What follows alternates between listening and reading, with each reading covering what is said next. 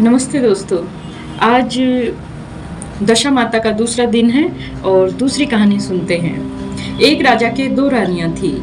बड़ी रानी के कोई संतान नहीं थी और छोटी रानी के एक पुत्र था। छोटी रानी और उसके पुत्र को राजा बहुत प्यार करते थे और यह देखकर बड़ी रानी को बड़ी ईर्ष्या होती थी।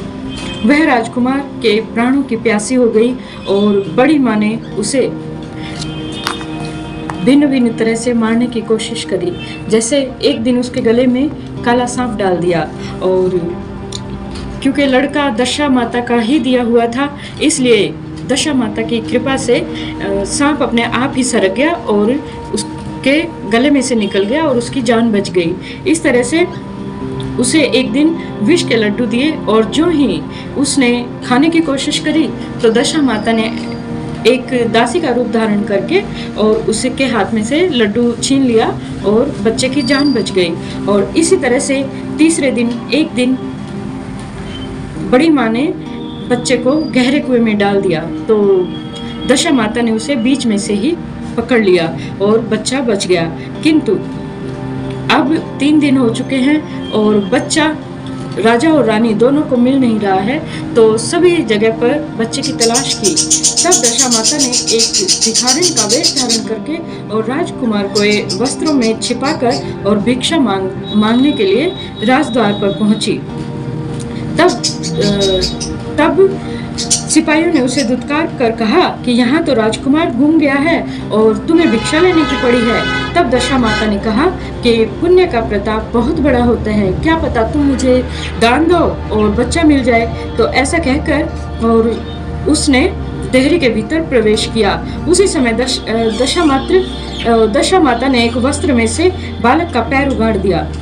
तब सिपाहियों ने समझा कि अभी कुंवर इसके हाथ में है तो इसे जाने देते हैं और फिर कुंवर जब भीतर छोड़ के ये कुंवर को आ जाएगी तब इसे बाहर आएगी तो हम इसे पकड़ लेंगे। दशा माता कुंवर को लिए हुए ही भीतर चली गई। उसने राजकुमार को चौक में छोड़ दिया और वहां से वापस होकर चल दी। परंतु रानी ने उसे देख लिया और उसने डांट कर कहा कि तुम कौन हो और तू 3 दिन से मेरे लड़के को छुपाकर कहाँ रख रही हो, तो और तुमने ऐसा क्यों किया। दशा माता उसी क्षण ठहर गई। उसने कहा कि रानी, मैं तुम्हारे बच्चे को चुराने के लिए नहीं आई हूँ और मैं तो तुम्हारी आराध्य देव दशा माता हूँ और तुझे सचेत करने के लिए आई हूँ कि तेरी सोच तुझसे ईर्ष्या रखती है। वह तेरे पुत्र को मारना चाहती है। अपने पुत्र को कभी भी उसके पास ना जाने देना। तब रानी भगवती के पैरों में रानी गिर पड़ी और उसने विनीत भाव से प्रार्थना की कि जिस प्रकार से आपने अभी तक मेरे पुत्र की रक्षा की है वैसे ही मेरे सुख और सौभाग्य की रक्षा करना और आप हमेशा मेरे पास ही रहिए। तब मुझसे जो भी सेवा होगी, जो भी सेवा मेरे से बन पड़ेगी, मैं वो करूंगी। तब दशा माता ने कहा कि मैं किसी के घर में रहती नहीं हूँ। जो श्रद्धा पूर्वक मेरा स्मरण करता है उसी के हृदय में रहती हूँ। मैंने तुझे साक्षात दर्शन दिया।